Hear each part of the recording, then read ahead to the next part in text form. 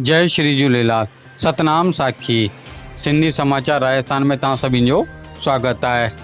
दोस्तों, गणेश चतुर्थी का पोइ कई माण्हुनि पंहिंजे घरनि जे अंदरि भॻवान श्री गजानंद जी महाराज खे स्थापित कयो अथनि ऐं कंहिं 5 ॾींहंनि लाइ, कंहिं 7 ॾींहंनि लाइ, त कंहिं 11 ॾींहंनि लाइ करे पंहिंजे घरनि में श्री गजानंद भॻवान खे स्थापित कयो अथनि। अॼु असां तव्हांखे हिकिड़ो वीडियो था ॾेखारियूं जंहिंमें ॾेखारियूं तव्हांखे कहिड़े अद्भुत नमूने सां उन्हनि भॻवान श्री गजानंद महाराज के विसर्जन कयो अथनि।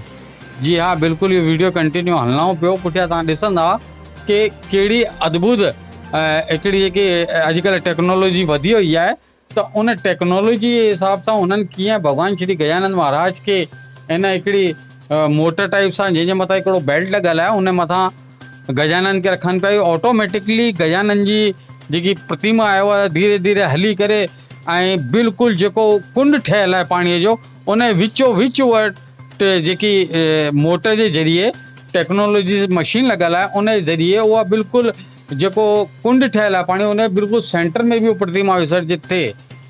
त दोस्तों, इहा जेकी वीडियो अथव, इहा जहाँ तक असां वटि जानकारी आहे, इहा कोल्हापुर जी वीडियो अथव। इहा कोल्हापुर जी वीडियो अथव ऐं इन टेक्नोलॉजी जो इस्तेमालु करण लाइ करे इन्हनि जा लाख रुपया ख़र्चु थिया।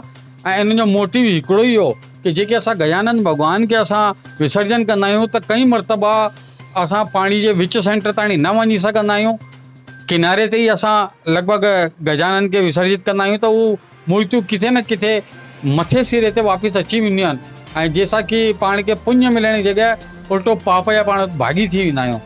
इन कारण इन कोल्हापुर जी जेकी कोऑपरेटिव सोसाइटी लिखिजल अचे पियो उतां खां, जेकी असांखे पतो लॻी आहे ॻाल्हि कि इहे कोल्हापुर जी कोल्हापुर कोऑपरेटिव सोसाइटी आहे ऐं उन द्वारा इहा विसर्जन जी नई हिकिड़ी दिशा ऐं जेको नई अटकल कढी अथनि।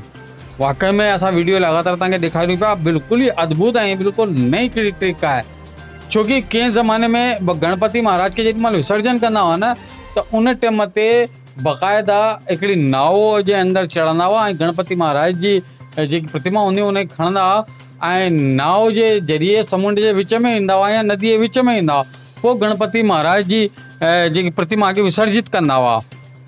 ऐं लेकिन अॼुकल्ह त वॾा समुंड ऐं नदियूं बि कान बचियूं आहिनि, त कुंड थिया या छोटा मोटा जेका दरिया आहिनि उन्हनि में, या कई त जेका छोटा भॻवान जा जेका पाण घर जे अंदरि होदियूं थींदियूं आहिनि उन में बि विसर्जित कंदा आहिनि। लेकिन असां धन्यवाद था करूं हिन माण्हुनि खे जंहिं हिकिड़े कुंड जे अंदरि हिकिड़ी टेक्नोलॉजी सां बिल्कुलु विच सेंटर जे अंदरि ऐं उन टेक्नोलॉजी सां भॻवान श्री गणेश जी महाराज खे विसर्जित कयो अथनि। जय झूलेलाल। सतनाम साखी।